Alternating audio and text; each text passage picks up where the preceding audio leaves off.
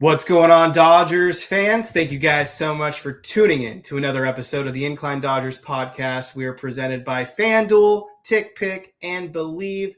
Kevin Klein here as we continue to talk about the Dodgers and their offseason moves. We have the big rumors, which I'm excited to dive into. We've got some big updates on Kyle Tucker, some market numbers on Cody Bellinger, and some big Bo Bichette updates as well. I'm excited to be joined by Frank Martinez again. He was on this show, what was it, after game 2 of the World Series, I believe, and then you went on to go to that crazy game 3. Yeah, I don't know if it was the Incline pod that gave me the good luck or not, but certainly the next day, yes, game 3 was, I feel, the best game I'll ever attend. I don't know that I'll ever top that. It's hard to argue there, but no, glad to have you on. Excited to dive into all this. For those watching on YouTube, make sure to hit that like button for us. And we're trying to get to 6,000 YouTube subscribers. So smashing that subscribe button will go a long way as well. For topics, feel free to drop questions for us. We always appreciate your guys' support.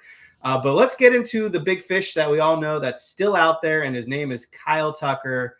We got an update with the Dodgers and Kyle Tucker, and they actually met with Kyle Tucker. I don't really have the exact details of if it was an in-person meeting or a Zoom meeting or a phone call or exactly who was in attendance with this Kyle Tucker meeting. But it goes to show you that at least the Dodgers are trying to work something out, as it's down to just the New York Mets, the Los Angeles Dodgers, and in my opinion, the favorites, the Toronto Blue Jays, to sign Kyle Tucker. Frank, we haven't had you on since all these Kyle Tucker rumors. Where do you kind of stand with Kyle Tucker and kind of what you've been absorbing online and all that?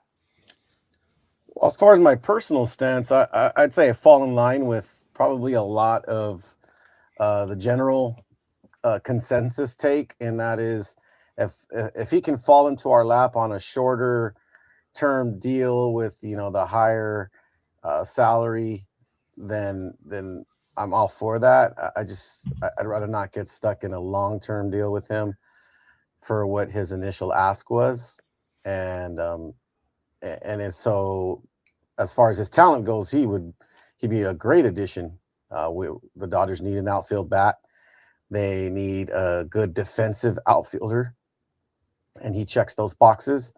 And by all accounts and purposes, he doesn't seem like the guy that needs the limelight, and so he wouldn't really have it per se. As far as his individual star status, he'd be able to kind of just float under the radar to some degree, being with the lineup in LA. So it could be a good fit. Really all depends on, does he get what he wants or even close to what he wants from another team like the Blue Jays or Mets. Yeah, exactly. This one's really interesting to me because initially entering the offseason, I thought there'd be a few teams out there kind of bidding for Kyle Tucker's services. And we all read the content. I've had insiders on, and there's just really no movement at all when it comes to Kyle Tucker, which is kind of interesting because you look at his track record and his career averages and home runs, and you put it all together, you look at the numbers, and I mean, he's a really good outfielder, top 10 easily in Major League Baseball, plays a solid right field, and yet the Blue Jays seem to be the only one actually willing to spend, which kind of brings me to my theory. If the Toronto Blue Jays are the most aggressive team in terms of their length and potential money compared to the Dodgers and Mets, which they've been reported are more on the shorter term side of things, there's either a couple things happening right now. And I think one, maybe it's just the Blue Jays offer to Kyle Tucker isn't in line with what he's looking for. And so he's holding out, hoping that Toronto ups their offer. But if they're not bidding against anyone, I don't really know if that's happening. Or right. Two, which maybe is a little less likely, but also possible, maybe Kyle Tucker just doesn't want to go to Toronto and is hoping that the Mets or the Dodgers step up their game and give Kyle Tucker an offer that's a little bit more enticing, because maybe he's not actually interested in uprooting his life to Canada. I don't have any evidence or theory or any proof of that, but this has been going on for a while now. It's January 12th, and he is still unsigned. And from all accounts, it looks like we're not even close yet. Right. I think it's right on. Right on. In those theories seem to have legs. I mean, the Blue Jays don't appear to be bidding against anybody else. So whatever their offer is, they could just stand pat there in theory for at least a little while and kind of force Kyle's hand and say, hey, do you want the best offer, which you're probably going to get from us? Or do you want to take less to go somewhere else? And somebody's going to have to budge and move, it appears. And back to your original point with the fact that the Dodgers have met with him, he at least now has a feel for where the Dodgers are and where they could go as far as negotiation room. And so it's kind of now the waiting game, it appears. Yeah, I mean, I'm trying to think about who on the Dodgers right now has any connections with Kyle Tucker. And off the top of my head, I don't really think there's anybody. I can't think of anyone relevant on the Houston Astros that teamed up with Tucker. And then the Cubs, obviously, he was just there for the 1 year, and we didn't add any Chicago Cubs recently, unless I'm having a brain fart. But yeah, not having that connection maybe doesn't give the Dodgers the same advantage like they've had in the past with, like, for example, Yoshinobu Yamamoto obviously had a strong connection with Shohei Ohtani, played together on the World Baseball Classic team. Justin Turner, when he was on the Dodgers, he had a relationship with Freddie Freeman, so he helps bring Freddie Freeman aboard to join the Los Angeles Dodgers. But on this front, I don't think there's really any connections with Kyle Tucker, not players, not coaching staff, not even front office. So this is one of the bigger enigmas out there. You got a really talented player, no market, not really any bidders. So to be quite blunt, I have no idea what's going to happen with Kyle Tucker. I still think it's going to be the Blue Jays, but it's not looking like it's going to be a massive contract as initially anticipated. Right. Yeah.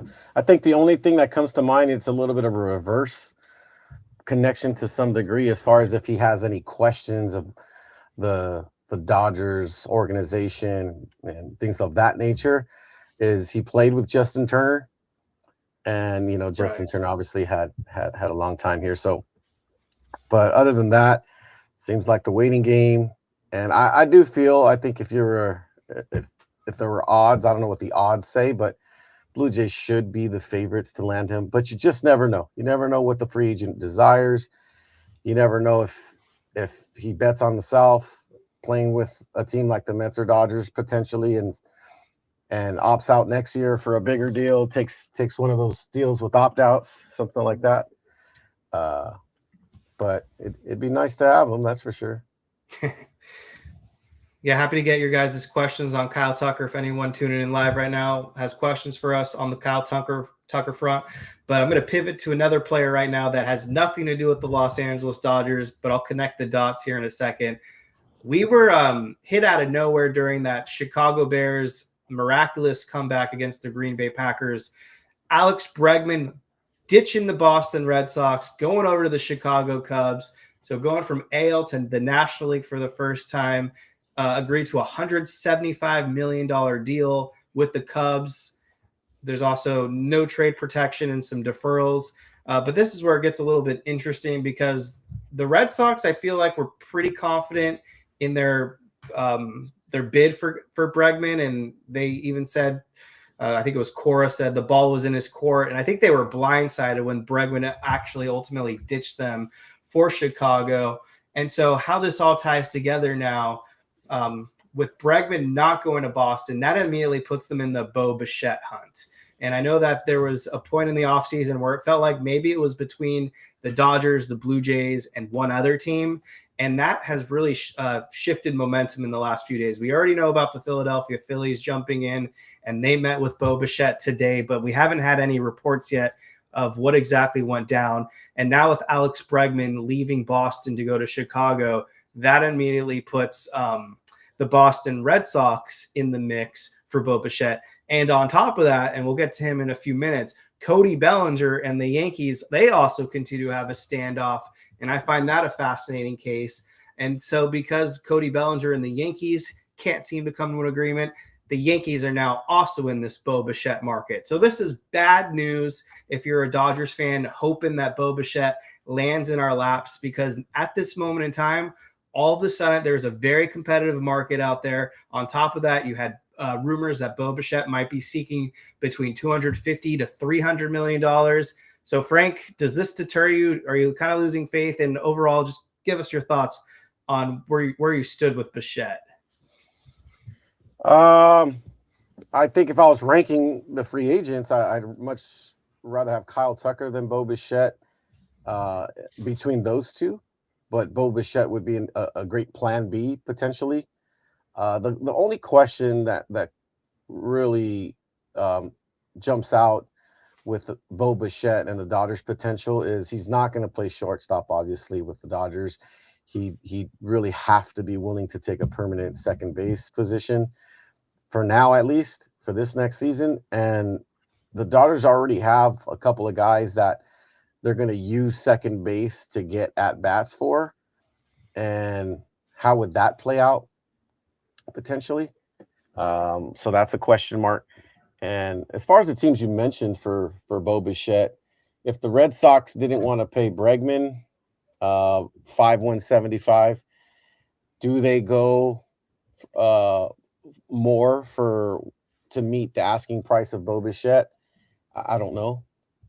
I could see the Yankees jumping in and actually doing that, especially stealing him from a rival that's right in the Yankees MO, historically at least.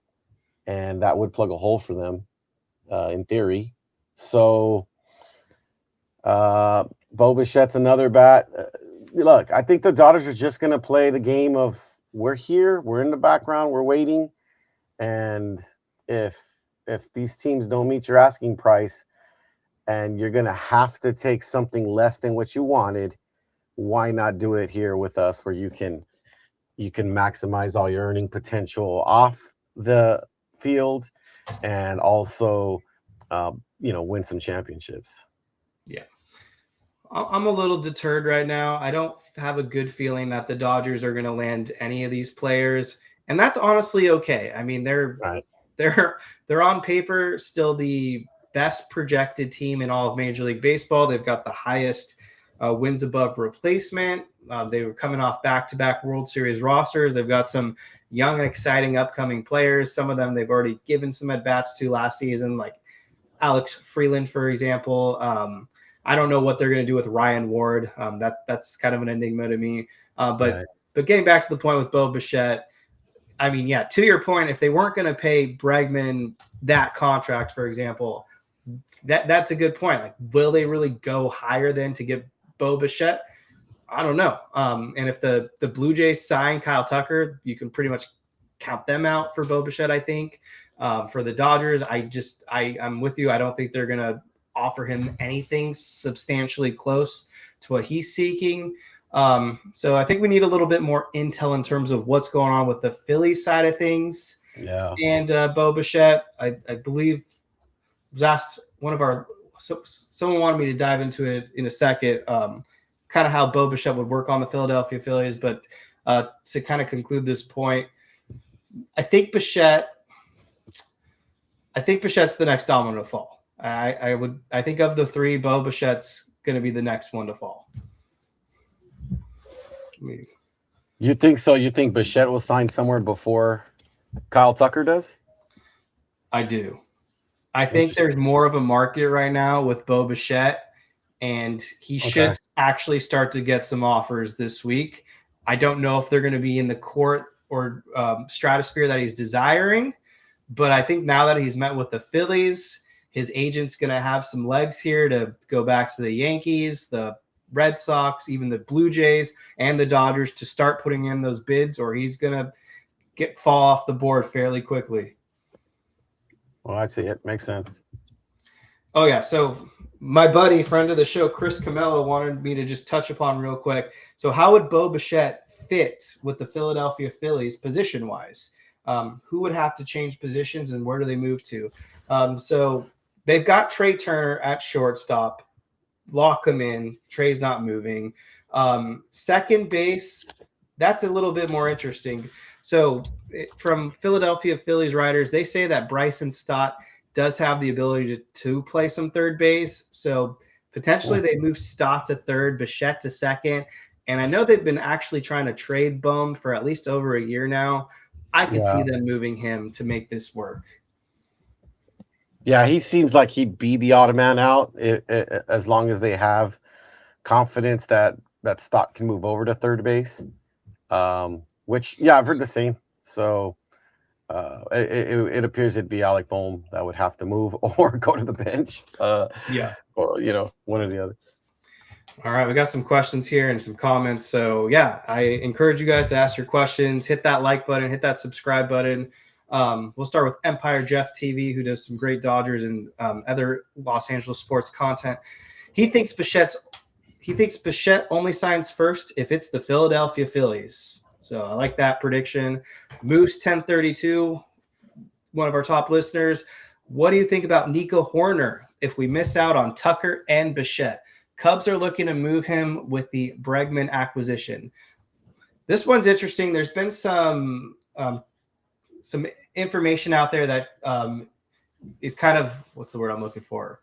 It's not correlating. It's actually going against each other. So you had New York reporters saying that the Yankees were talking to them about Horner, but then you've got Chicago Cubs writers that are kind of disputing all this shopping out there that some of the top insiders have floated out there. And they're saying that the Cubs aren't looking to move Nico Horner. So I don't know where this truly falls. Personally, I love Nico Horner. I think he's a fantastic baseball player, elite defender, really good base runner, just has all of those good baseball intangibles. And if the Dodgers were able to get him, I'd be thrilled. What about you? Yeah, I can't see it happening, but yes, a desire for sure. As a fan, I would love the Dodgers to acquire Nico Horner. He'd fit perfectly in the clubhouse and everything he does on the field. He's really good in different areas of the game. He'd be a great guy to just plug in and say he's the second baseman now. And then everyone else would just have to figure out ABs. Let's talk about Cody Bellinger now. So first off, Frank, what are your overall thoughts about Cody Bellinger? Obviously I loved Cody Bellinger as one of our own. I loved his MVP year, his Rookie of the year. When he left, I was definitely on the board that was okay with that happening at the time. I felt it was time for a change of scenery for him.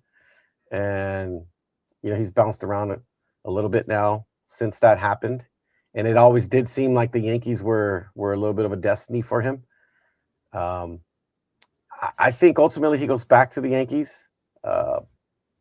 But he's one I would not want to pay him anywhere close to what he's asking. Like, he's a Scott Boras guy, so there's not going to be much of a change there.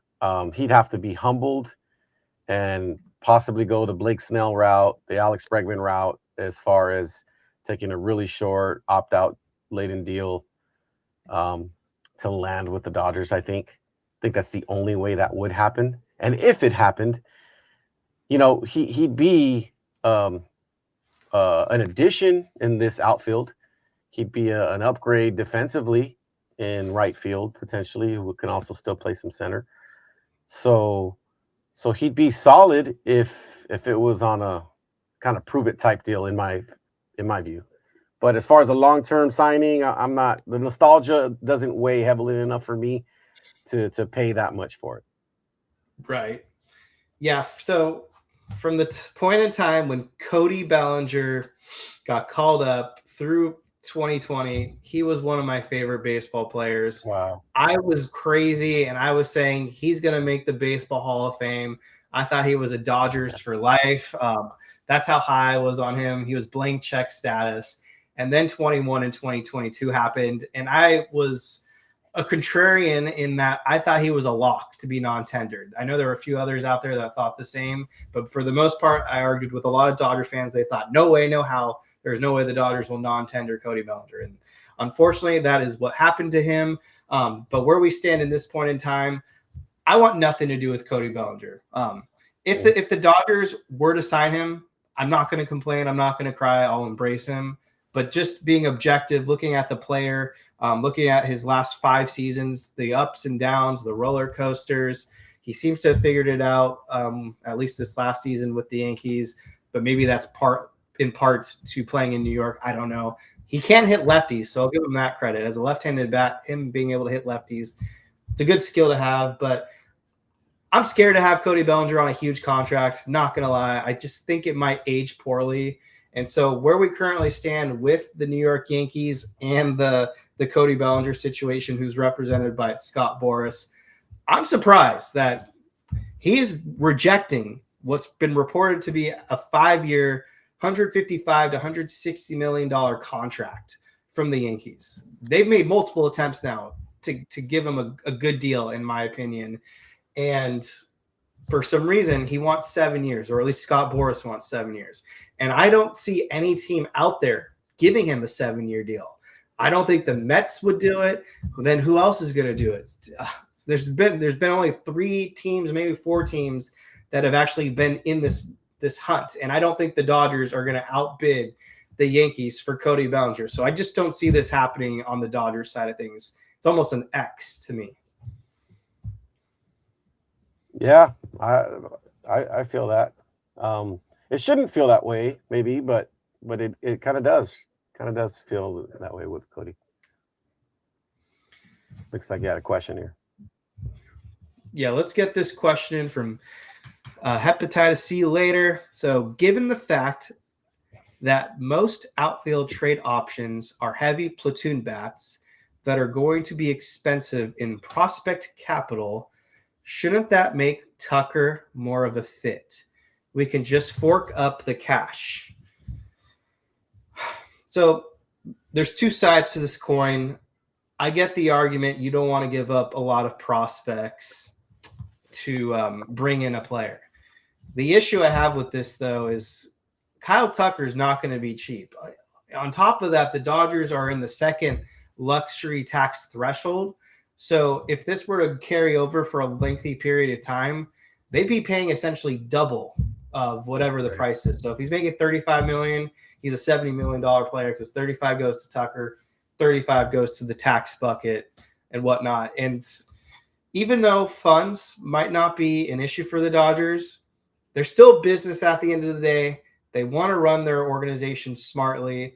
And whether this is a hot take or not, these prices get passed on to the consumer. So they're going to raise prices more if they feel like the payroll's too high. So if they have a $500 million payroll, they're not going to feel it as badly as us fans because they're going to pass those prices down to us.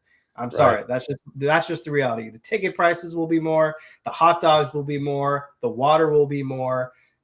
Everything will be more. So I'll elaborate a little bit more on this question, but I want to give you the floor as well to give your thoughts. I mean, I think in theory, yes, it's a simple yes to the question, at least the concept. It's cash is less costly in theory than the prospect capital for what you're getting back, right? You know what you're getting a little bit more in a known commodity with Kyle Tucker, his talent, and all it costs is cash, versus the platoon bats that are out there in the outfield. Now, here's another thing. The Dodgers have several highly touted, highly ranked outfield prospects that are not too far away. So in theory, do they need to have a 7 to 10 year superstar addition when they could have a stopgap, somebody for only a couple seasons, and trust that one of these outfield bats that are waiting to break through the majors will pan out and be a contributing force for the team. So for those reasons, it's just, in theory, yes, but those platoon bats might be more attractive, because even if it does cost prospect capital, they have such a good amount of prospects that they can still meet the demand for one of those bats and still have guys waiting in the wings to come up in the next few seasons. I think you just hit the nail on the head, and that is one of the points I was hoping would be brought up as well. Yes, you can sign Kyle Tucker and keep your prospects, but what's the point of having prospects if you're not going to play them? If you're locked into Kyle Tucker for 7 to 10 years, then how are you going to get the other guys to play? So I think for a team like the Dodgers, you can find a middle ground. where you don't have to trade the top prospects, but there's that second or third tier of prospects that you look down the pipeline, they might not get playing time or meaningful playing time at the show with the Dodgers. So those are the pieces you move for maybe someone that's on a 1 or 2 year contract. And those are the stopgaps that you're referring to. So like a Brendan Donovan, for example, I think he's got maybe 2 or 3 years under control. Stephen Kwan, same example, maybe 2 or 3 years under control. There's also plenty of rentals out there, and they're going to show up come deadline time. So I think for the Dodgers right now, they don't feel pressured to have to go and hit that home run signing with the Kyle Tucker, given the fact that what Frank brought up, the Josue De Paulas, the Sorotas, the Tibbs, they're going to be ready to play at the show level within the next 2 years. And so this is a point that I want to bring up on FanDuel. So new partners of the Incline, I highly recommend if you're not familiar with FanDuel. If you're worried about the Dodgers in the NL West, this might be one of the weakest NL West years in recent memory, because right now the Padres, they don't scare me. They've got no pitching. The D-backs, they are kind of a mess right now. I know they're working on things. The San Francisco Giants on the rise, but I don't think they're quite there yet. Right now, the Dodgers to win the NL West are a minus 750. So I don't think this team needs to worry at all about going out there, spending the big overpay Kyle Tucker or a Bo Bichette or Cody Bellinger. I think there's going to be some young talent on this team that's actually going to surprise fans this season. And spring training, what's so nice about that is it's a reminder for those that may have forgotten, there's a lot of young talent in this organization. And so spring training is that good beginning showcase. Right. And, you know, one thing just kind of related to that topic is you hear a lot of fans just talk about, the prospects, how many of these guys are really going to pan out. And I've even seen some haters. You know, the Dodgers were recently, I think, ranked in one poll as the #1 farm system in baseball coming into the season. And I saw a lot of detractors saying that, but none of their prospects ever hit. First of all, I don't know what sport they're watching. But even if you move away from the Corey Seagers and the Cody Bellingers and the Will Smiths, and you don't count them for some reason because it's been several seasons now that they've been up in the show, you still got a guy like Andy Pajes. Say what you want about some of his struggles. The guy's a major contributor over the course of the season and a starting player for the World Series back-to-back champions. You got Emmett Sheehan. You got pitching beyond him that have contributed and are looking to contribute, if not with this club, as prospect capital to obtain help. So, you know, the farm system is also a weapon for the team. Absolutely. Justin Yamas, any chance somebody in this division pulls off a 2021 San Francisco Giants? If anyone were to pull it off, I would, again, probably go with the San Francisco Giants. I think they're actually the second best team currently in the NL West. But with that being said, I'm not too terrified of them at this moment in time. Agreed. I think they may end up having the second or placing second in the division when the 2026 season is all said and done. But I don't think it'll be anywhere near the top or, you know, where the Dodgers finish. From Moose 1032, what are the chances DePaula gets a shot in the outfield this season? He's due to come up in 2026. I've been saying it for a while during this winter break. I think it's moderately high. I think DePaula is going to get a crack at the big league level this upcoming season. Obviously, he's going to have to play well in the minor leagues to warrant a shot. They're not going to call him up if he's struggling. But I think you're going to get to see some DePaula at-bats during spring training. He'll start the year in AA. And if he's slugging and doing well and there's some injuries on the Dodgers side or someone isn't playing up to standard, because currently left field is still open in my book, or right field, depending how you want to place Teoscar Hernandez on this team. But nonetheless, they do have an opening in the outfield, in my opinion. So I think there's a pretty good shot DePaula debuts at some point this season if his play deserves it. Anything to add there, Frank? Otherwise, we can move on to another subject I wanted to discuss with you. No, I agree with you. Are you a Hall of Fame guy? Is that something you keep track Am I a Hall of Fame person? Like, will I end up in the No. person Hall of Fame as a dad, husband? What are we talking here? Dodger fan, Baseball Hall of Fame. Do you track it? Do you care about who gets in? Yeah, no, I do. I absolutely, yes, definitely. I intend to visit the Hall of Fame when Clayton Kershaw goes in. That's a family trip we're planning, hoping for. That's really cool. Yeah. Hope. Well, I guess that would be what 2030 or 2031. 31. However.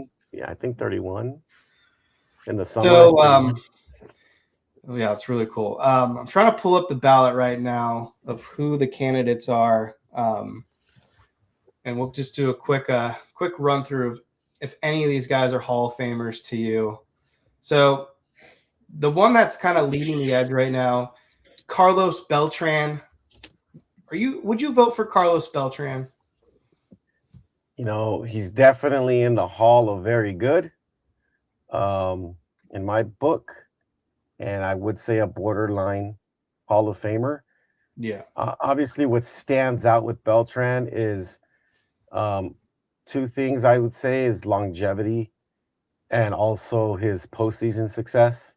You know, he had some really great postseason appearances and performance, and that always kind of gives you a bump when you're a borderline guy, I think. So if I had a vote, I don't know. He'd be right on the edge for me as to whether or not he gets it. I think I would probably lean to say yes for Beltran. Got it. I'm a no. He's Hall of Very Good to me. I just don't think he did enough in his big league career where I felt like the dude's a Hall of Famer. Andrew Jones. Yes, I say yes. Offensively, he doesn't have any of the magic milestone numbers. He falls a little short, but those 10 Gold Gloves, he was absolutely the best, center fielder of his generation. He was on very good teams. He performed, and in his era, he was and for me, that's what one of the kind of criteria for Hall of Fame for me is in their era. Were they a standout? Do they stand out in their era? And so for me, at least, I grew up watching the beginning of Andrew Jones's career all the way to the end, and I would say yes for Andrew Jones. For me, I would say Andrew Jones more than Carlos Beltran, my opinion. Yeah, I mean, if it was head to head and I had to pick one, I would pick Andrew Jones. I'm still torn on him. That Dodgers fallout was just so bad. It was bad. It rubbed me the wrong way. I still would vote no. I don't view him as a Hall of Famer.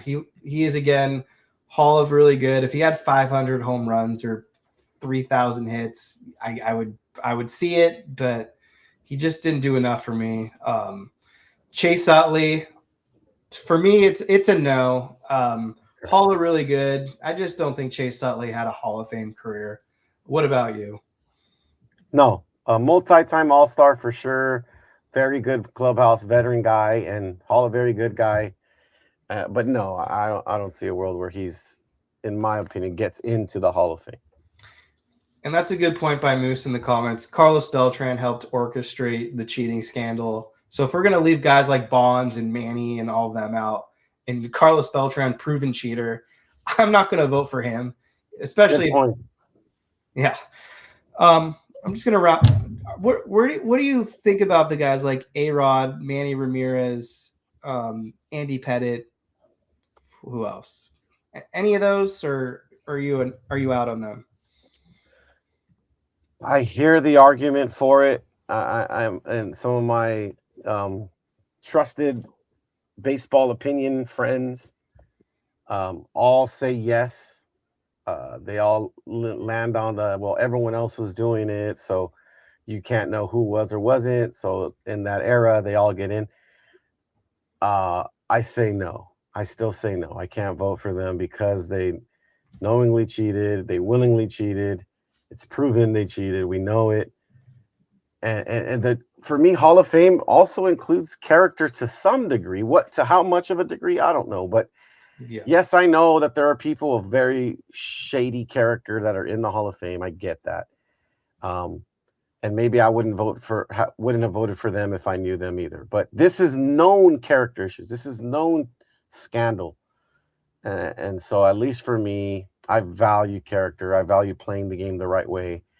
And what does it say for a guy, in my view, like Ken Griffey Jr., who by all accounts and purposes was clean and had the career he had, but had a tough ending. Those last several seasons were injury prone and, didn't end the way he wanted. He could have finished with potentially even better numbers than he did, had he been willing to maybe take some of the shortcuts and whatnot. Right. So yeah, I say no. And then the only other one worth mentioning for recurring, Felix Hernandez. I think that's a no. Let's talk about the new guys. There's a few real quick that I found interesting. Cole Hamels. I think of all the first-time ballot guys, he's generating the most buzz right now. But when I look at the resume of Cole Hamels, borderline, almost can see a case. But when you really dive into it, especially if you take into account that Fernando Valenzuela is not in the Hall of Fame, Oral Hershiser is not in the Hall of Fame, what would make Cole Hamels more deserving to get into the Hall of Fame than those two pitchers? And the fact that he never won a Cy Young Award, was only an All-Star 4 times, basically had a career ERA around 3.5, just the one World Series win as well. He has to be out just on that principle for me. Yeah, no, Cole Hamels falls short for sure. Good pitcher, great pitcher. I remember towards that end, he had worked out for the Dodgers, or there was talk that the Dodgers might sign him, I think, at a deadline late in his career or something like that before he retired. But no, I don't think he meets the Hall of Fame bar.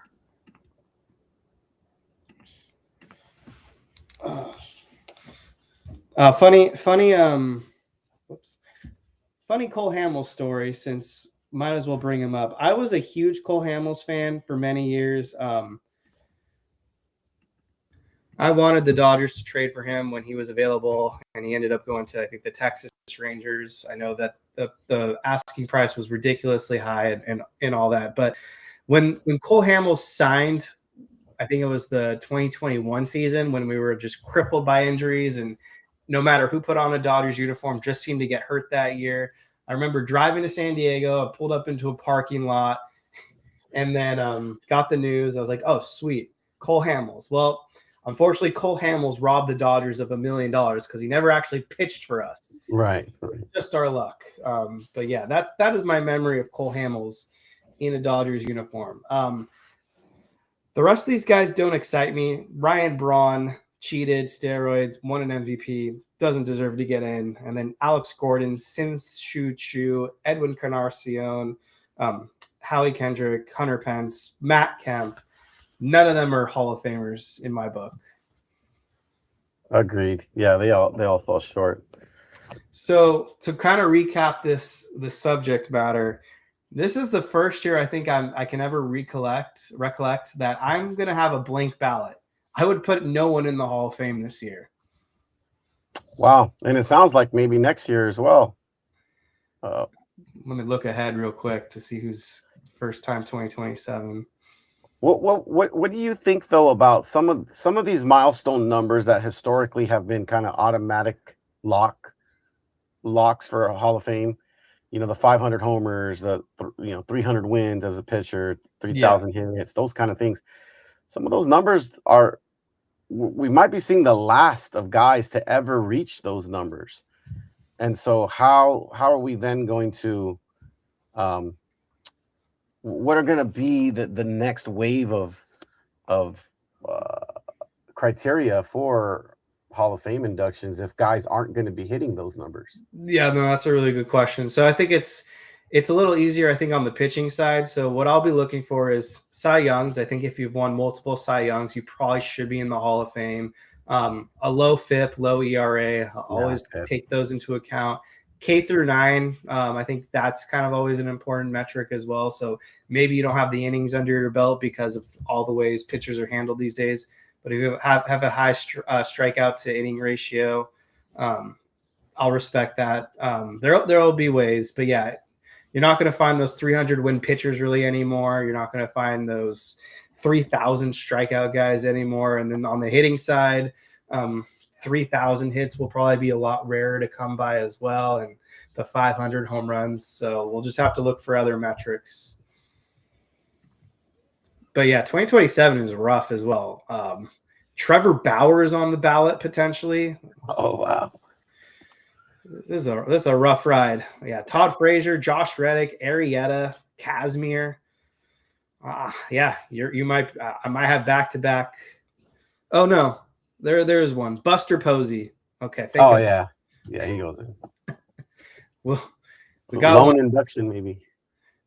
Yeah, Buster Posey. John Lester. No, John Lester is not going to make it for me. Yeah, I would just vote for Posey, I guess. Let's see. We'll take any more questions. If you guys have questions for Frank or myself, make sure to smash that like button.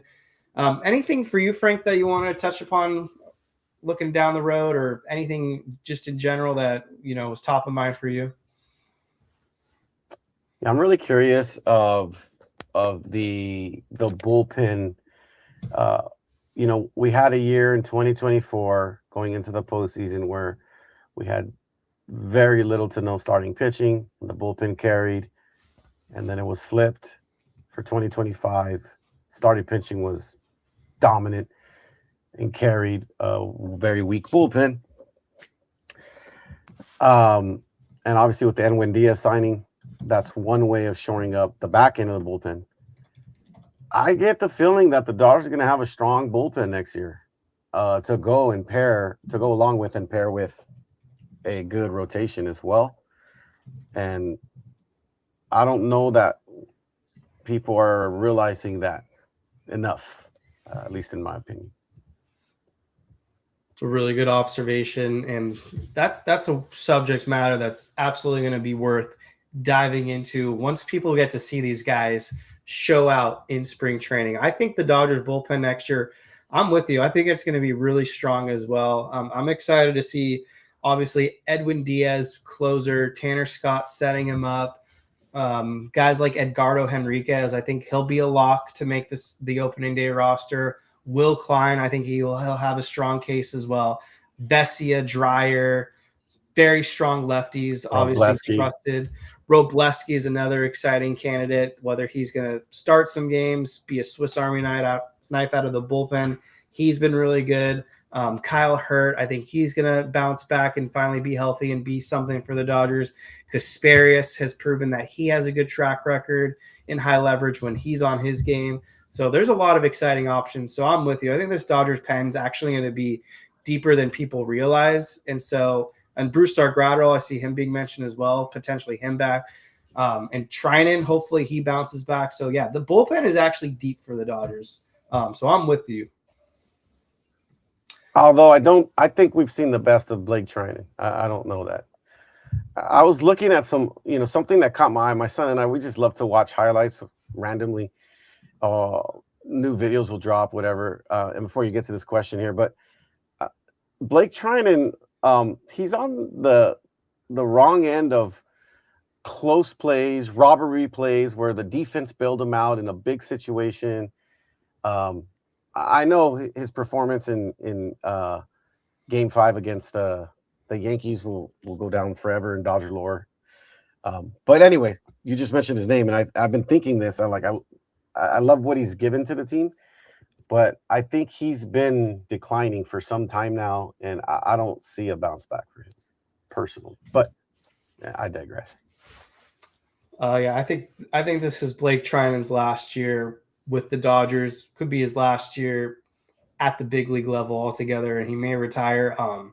Yeah, I think we've seen the last of the good Blake Trinan, and moving forward is most likely just a shell of himself. So I don't think it's a hot take by any means to throw it out there. It's possible he doesn't even finish the season on the Dodgers, but we will see. Sure. World Baseball Classic question with Byron Buxton just getting added to the roster makes them even better. And then I want to talk about Joe Kelly real quick as we start to wind down this show. But for Moose, how do you guys think Team USA does in the World Baseball Classic this year with Skeens and Scooball? I'll let you start. I mean, if you could pick two guys to lead the rotation, those are the two you'd want in any country, and they happen to be going for the US. So that's a masterful 1-2. Here's the only thing about that I find a little interesting. Those guys are your top two. They go 1 and 2. Are either of them, certainly not both of them, based off of how the WBC schedule plays out, if the US was to make it to the finals, let's say, would they have those guys available to pitch for that potential championship final, or would they both be out because they've already pitched too close to, regular rest? I feel like, and that's funny because I posed this question in the Discord a few weeks ago, so I'm going to share that link actually it's a reminder to me. I feel like they'd be strategic enough to make sure they lay it out so that they have their guys available for the semifinals and then the finals. And so that was where I posed the question. You have all your options available. Let's just say they're all fully rested, and you're going to plan ahead. So you'll have one pitch to semifinals, one pitch to finals. For me, I would want to make sure that Tarek Scooball is my guy for the finals. I think he matches up better, especially if we're going against Team Japan, because they're known for having a lot of lefties, like Shohei Ohtani, for example. Yeah. I would want Scooball to be my guy to pitch in the finals. I think Skeens would be an awesome semifinals guy, assuming that Team Japan is on the other end. Yeah, fair enough. Looks like it's going to be a fun tourney, though. For sure. Yeah. And to kind of help round off the question, I'm really high on this Team USA team. I think they're the favorites right now. Having Aaron Judge in your lineup should help pay big dividends. Kyle Schwarber, at least up to this point, is playing his best baseball of his life. Bryce Harper will help. He's got the knack for showing up in big moments, and he's a proud Patriot, it feels like. So yeah, the stacked team. I feel like our pitching is good. The bullpen looks solid. I'm going to be happy. I saw that Freddie is not going to be playing for Team Canada this time around. Yeah, I'm actually glad you brought that up. So I don't know what the severity of his injuries are, but hopefully it doesn't affect the Dodgers headed into 26. Yeah, I get the feeling he's prioritizing. He's got 2 years left with the Dodgers. Yeah.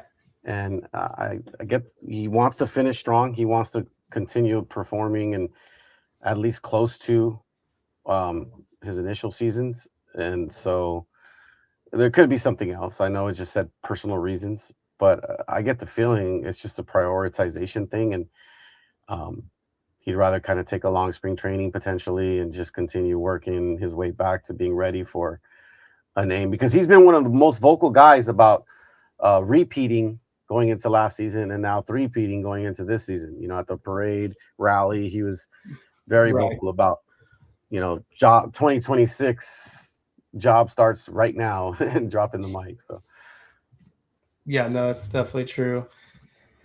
Well, I guess the last segment of the night, and then we can do our final thoughts. So not that it's news because he hasn't actually been in the game for over a year now, but Joe Kelly officially hung it up. Definitely one of the most volatile Dodgers in recent memory. There are times where Joe Kelly is lights out, puts out the fire, super clutch, obviously got the fan base behind him. I think in 2020 when he had that little run-in with Carlos Correa and made that meme face at him. But he also had his bad moments. Like in 2019, I think he gave up a grand slam to Howie Kendrick in extra innings in Game 5 of the NLDS, and that heartbreaking loss. He also was just all over the map. In 2024, they couldn't even use him in the World Series or the playoffs. He was just so erratic. but there were also there. This is a guy that he had 2 stints with the Dodgers. All in all, ended up playing 5 years for this team. 3.72 career ERA, 3.55 FIP, 1.2 WHIP. So for you, Frank, where would you stand with Joe Kelly? Did he live up to the hype? Will you meet in the middle, or was he a disappointment? I think his personality and being a very fan-friendly guy granted him more grace than his performance did. You mentioned moments of being lights out and playing fireman, and I can remember and recall a couple, and maybe I'm just not remembering enough of them. But I could remember on the field performance, just like, wow, this guy was nails. But I feel like that was few and far between. I remember a lot more of the erratic, kind of frustrating, like, man, this guy has great talent, great pitch mix out of the bullpen, but crazy levels of wildness and just erratic performance and frustratingly so. So yeah, I think I'm mid. I don't know. I just land on mid with Joe Kelly. Yeah, the personality stuff is cool, and it's good for Twitter. It's good for fan base interaction and whatnot. But overall, like, if he was never a Dodger, I would have hated him for the rest of his career, of course, because what he did to Hanley Ramirez in 2013. But I'm mid with him. I appreciate those moments for sure. Where his personality showed and where he did perform. But overall, he's a great podcast guy, though. Nobody did more damage to the Dodgers while also, I guess, being a fan favorite like Joe Kelly, because you mentioned the rib incident with Hanley Ramirez, and I'm convinced we take out the Cardinals if that doesn't happen. But on top of that, we couldn't touch Joe Kelly in the World Series either in 2018. That bridge between him and Kimbrel, and he honestly outpitched Kimbrel, for being honest, in the World Series. We just had no answer, and I think that's why they gave him that 3-year contract right out of the gate the following offseason, because they just saw what he can do in October, and then he didn't really do that for us. But yeah, I meet in the middle for all the points you brought up. Like, great teammate. Obviously, his teammates loved him. The fans loved his personality, but he didn't meet the hype. But at the same time, he wasn't a total gas can out there where he. All right. So yeah, I'll meet in the middle. I don't see any other questions, so we'll get into final thoughts other than this last one, which I think is a funny way to close us out. So from Rocky Rivera, Kevin Klein, that's me. Am I related to Kevin Klein from K-Rock? So I know who he's talking about because he does the morning show. I am not related to Kevin Klein, but I will say, if I was on K-Rock, they'd be playing way better music, because K-Rock at this point is almost unlistenable. They just play old stuff. They don't know where to get good discoveries. So if K-Rock's listening, give me a call. I will save that radio station. I'm inclined, no pun intended, but I'm inclined to believe you, because I do see your music takes on Twitter pretty often, and your concert choices, and you seem to be very plugged in to that side of things. So thank you. I got to do more of that. It's a good reminder. All right, Frank. Well, I appreciate you joining us tonight. I know it's a little slow point of the off season, but we'll definitely get you back on when there's some more action. Any final thoughts? Anything else before we get on out of here? No, these winter days will be spring before we know it, and we'll be able to pick back up and get excited about some stuff. Definitely. Appreciate you guys tuning into the Incline Dodgers. Whether you're listening on podcast feed, make sure to hit that subscribe button. And if you're watching on YouTube, leave us a comment. Let us know where you think Bo Bichette, Kyle Tucker, and Cody Bellinger all end up, and if the Dodgers should overpay for any of these guys. And make sure to hit that subscribe button. Thank you guys so much. Someone wants my Instagram. I'm going to give you that real quick. Peace out, everyone.